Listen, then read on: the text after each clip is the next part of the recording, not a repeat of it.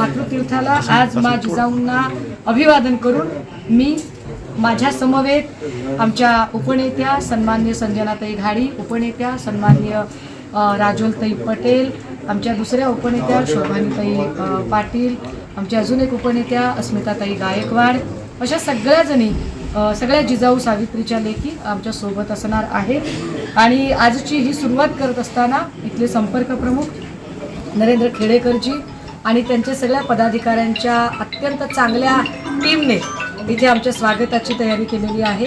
साधारणतः 17 लोकसभांमधून हे अभियान जाईल आणि 31 विधानसभा ते कव्हर करेल। जिल्ह्यांच्या भाषेमध्ये सांगायचं झालं तर तब्बल 18 जिल्ह्यांमधून हा मुक्त संवाद होईल आणि यामध्ये 1138 जिल्हा परिषद सर्कलची गावे आम्हाला जोडता येतील। 70 लाख लोकांपर्यंत पोहोचण्याचा हा महासंकल्प असेल आणि यामध्ये साधारणतः आम्ही 830 किलोमीटरचा पायी प्रवास असेल। कुठल्याही लक्झरी सुविधा न घेता आम्ही आमच्या टेंटमध्ये राहावं आणि आम्ही आमचं अन्न खावं आणि लोकांशी बोलावं, लोकांचे प्रश्न समजून घ्यावेत यासाठी म्हणून।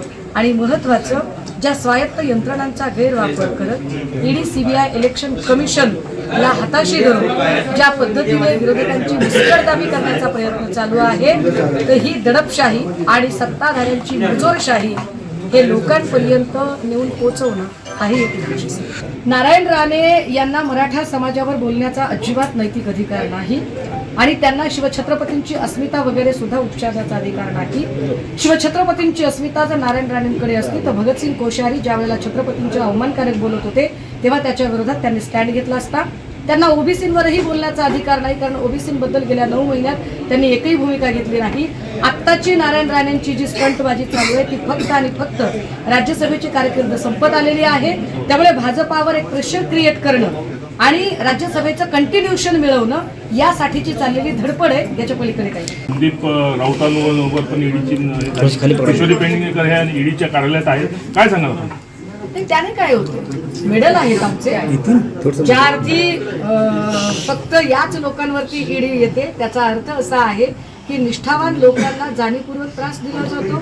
कारण ह्या ज्या लोकांवर म्हणजे सूरज चव्हाण असतील, संदीप राऊत असतील, किशोरीताई पेडणेकर असतील किंवा काल परवाचे वायकर साहेबांची चौकशी असेल, ही सगळीच माणसं ज्या पद्धतीने यांच्या चौकशा होत आहेत, आमची सत्ता असताना ज्या लोकांवर आरोप होते ती लोक आता भाजपच्या सोबत आहेत आणि भाजपच्या सोबत असणारे म्हणजे ज्यांच्यावर आरोप नव्हते त्यांना आता पुन्हा आरोप केले जात आहेत, म्हणजे त्यांना सोबत घेण्याचा। म्हणजे समजा जर रवींद्र वायकर साहेबांनी जर भाजपमध्ये आता प्रवेश केला, आता 2 दिवसांनी कदाचित जर ते म्हणाले की नाही बाबा आता मी कंटाळलोय आणि मला प्रवेश करायचा आहे, तर कदाचित मग भाजप विसरून जाईल। म्हणजे तू मेरी नहीं हो सकती तो किसी और की नहीं हो सकती, ही जी डर पिक्चरची व्याख्या असते तसं काहीतरी भाजपचं चाललंय की आलात तर आमच्या सोबत नाही तर कुठल्याच पक्षाचं राजकारण आम्ही उभं राहू देणार नाही आणि या पद्धतीने ते घाणेरडं राजकारण करतात। त्यामुळे हिसाब तो देना पडेगा असं म्हणणाऱ्या किरीट सोमय्या यांनी आधीच्या ज्या ईडीचे आरोप केले त्याचा हिसाब आधी द्यावा आणि नंतर काय म्हणतात त्याला नाकाने वांगे सोडावे। दावा सांगणारे का, म्हणजे आमचीच जागा आहे ती, विधानसभेची जागा आमची आहे, लोकसभेची जागा आमची आहे। आमचे नरेंद्र खेडेकरजी इथे दिवसरात्र मेहनत घेत आहेत, तुम्हाला शंका का वाटते? काँग्रेस आग्रही असल्याचं बोललं जाते या लोकसभेत। हे बघा, महाविकास आघाडी म्हणून सगळे आग्रही असतील, पण उमेदवार ज्या वेळेला दिला जाईल त्यावेळेला तो उमेदवार महाविकास आघाडीचा उमेदवार म्हणूनच सगळे प्रचार करतील। पण बुलढाण्याची जागा ही पारंपरिक शिवसेनेचा मतदारसंघ आहे आणि तो शिवसेनेकडेच राहणार आहे, निश्चिंत राहा। उमेदवार कोण असणार? मी पुन्हा तेच सांगितलं, जे प्रश्न माझ्या पक्षश्रेष्ठींच्या पातळीचे आहेत त्याची उत्तरं मी नाही दिली। तमाशातील सोंगाडे आहेत अशी टीका शिंदे शिवसेनेच्या प्रवक्त्या आहेत ज्योती वाघमारे यांनी केली आहे। अशा काही लोकांवरती आपण बोलू। महाविकास आघाडीची बैठक आहे लोकसभेच्या जागा वाटपाविषयी, शिवसेना किती जागा मागणार लोकसभेत? मला असं वाटतं की जे प्रश्न माझ्या पातळीचे आहेत त्याची उत्तरं मी निश्चितपणे वैजवार देईन। जो प्रश्न माझ्या पक्षश्रेष्ठींच्या पातळीचा आहे त्यावर मी उत्तर देणं संयुक्तिक नसेल। जागा वाटपाच्या फेऱ्या चालू आहेत। आज अजून एक दुसरी महत्त्वाची बैठक होते आणि आजच्या बैठकीत अजून काही चर्चा होईल आणि जागा कुणाच्या किती असतील यावरची अधिकृत घोषणा करणे हे सर्वस्वी पक्षश्रेष्ठींचा अधिकार आहे, त्यामुळे मी त्यावर भाष्य करतो। महाविकास आघाडीमध्ये आंबेडकर असतील का? आज ती गैरहजर राहणार आहेत बैठकीला, तुम्हाला काय शंका वाटते? एक लक्षात घ्या, वंचित बहुजन आघाडी हा महत्त्वाचा घटक आहे, शिवसेनेची युती झालेली आहे आणि त्यामुळे ते आमच्यासोबत सन्मानाने आहेत.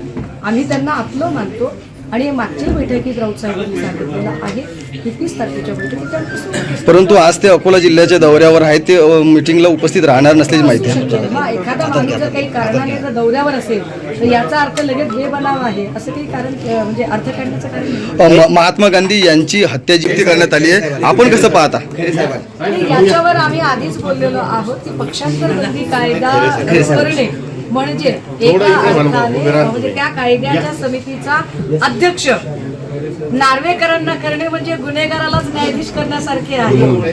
कारण ज्या माणसाने दिवसाढवळ्या लोकशाहीचा मुर्दा पाडला, जो माणूस स्वतः 8 ते 10 पक्ष फिरून आला, ज्या माणसाला पक्षनिष्ठा कशाशी खातात हे माहीत नाही, जो माणूस जिकडे हवा तिकडे थवा या न्यायाने फिरणारा आहे, अशा माणसाला पक्षांतर बंदी समितीचा अध्यक्ष बनवणं यामध्ये भाजपाचे कदाचित 2 अजेंडे असू शकतात. त्यातला एक तोडाफोडीच्या राजकारणाला आणि भाजपच्या या सगळ्या षडयंत्रांना राजकीय अधिमान्यता देण्याचा जो नार्वेकरांकडून प्रयत्न होतोय त्याची बक्षिसी देणे आणि त्याच वेळेला उपयोगिता संपल्यानंतर त्याला संपवणे ही जी भाजपाची यूज अँड थ्रो पॉलिसी आहे त्यानुसार नार्वेकरांचं संपूर्ण राजकीय कारकीर्द संपुष्टित करणे. कारण एवढं सगळं झाल्यावर मला नाही वाटत की राहुल नार्वेकर आता निवडणुकीच्या राजकारणात पुन्हा नव्याने उभे राहू शकतील आणि निवडून येऊ शकतील. नाही, आप- खाननी ज्या आपल्या पिस्टलातून गोळ्या झाडल्या त्याने झाली नाही असा खळबळजनक दावा जो आहे हा रणजित सावरकर यांनी आपल्या पुस्तकातून केला आहे, आपण कसं पाहता? नाही नाही, आता काही माहिती आहे का या सगळ्या याच्यावरती मला असं वाटतं की ज्या अत्यंत निरर्थक गोष्टी आहेत त्याहीपेक्षा सध्या माझ्यासमोरचे बर्निंग इश्यूज काय ते जास्त महत्त्वाचे आहेत. इथे जर मी आता विदर्भामध्ये आहे तिथल्या सोयाबीनच्या शेतकऱ्याचे काय हाल आहेत, कापूस शेतकऱ्याचे काय हाल आहेत, इथे पीक विमा मिळालेला आहे का, शेतकऱ्यांच्या प्रश्नामध्ये त्यांच्या पीक कर्जाचं काय झालेलं आहे, नोकर भरतीचं काय झालं, कंत्राट भरतीचं काय झालं, पेन्शनर योजनेचं काय झालं, एवढे सगळे प्रश्न माझ्यासोबत असताना या प्रश्नांचं थैमान असताना इतिहासातला कुठला तरी मुद्दा जाणीवपूर्वक 2 समाजात 2 जाती 2 धर्मात तेढ निर्माण करणारा तो घेऊन मला अजिबात राजकारण करायचं नाही. ज्यांना विकासावर बोलता येत नाही, लोकाभिमुख प्रश्न सोडवता येत नाही, तशी माणसं हे सगळं. नारायण राणे यांना मराठा समाजावर बोलण्याचा अजिबात नैतिक अधिकार नाही आणि त्यांना शिवछत्रपतींची अस्मिता वगैरे सुद्धा उपचाराचा अधिकार नाही. शिवछत्रपतींची अस्मिता जर नारायण राणेंकडे असती तर भगतसिंग कोश्यारी ज्या वेळेला छत्रपतींचे अवमानकारक बोलत होते तेव्हा त्याच्या विरोधात त्यांनी स्टँड घेतला असता. त्यांना ओबीसींवरही बोलण्याचा अधिकार नाही कारण ओबीसींबद्दल गेल्या 9 महिन्यात त्यांनी एकही भूमिका घेतली नाही. आत्ताची नारायण राणेंची जी स्टंटबाजी चालू आहे ती फक्त आणि फक्त राज्यसभेची कारकीर्द संपत आलेली आहे. त्यामुळे भाजपावर एक प्रेशर क्रिएट करणं आणि राज्यसभेचं कंटिन्युएशन मिळवणं यासाठीची चाललेली धडपड आहे, याच्या पलीकडे काही.